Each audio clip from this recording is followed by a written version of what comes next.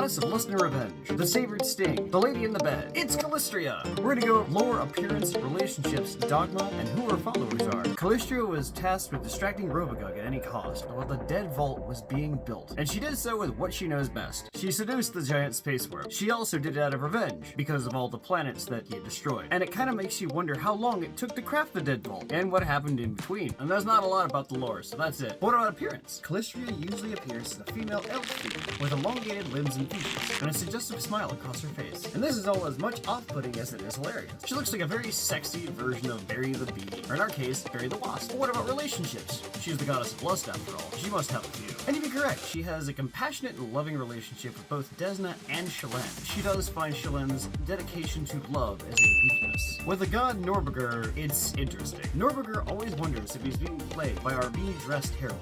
She also has an ongoing feud with Urgathoa, as the goddesses share very similar portfolios. They attract some of the same followers, while one is lust and the other is physical excess. However, Calistria does respect Urgathoa's lust for life.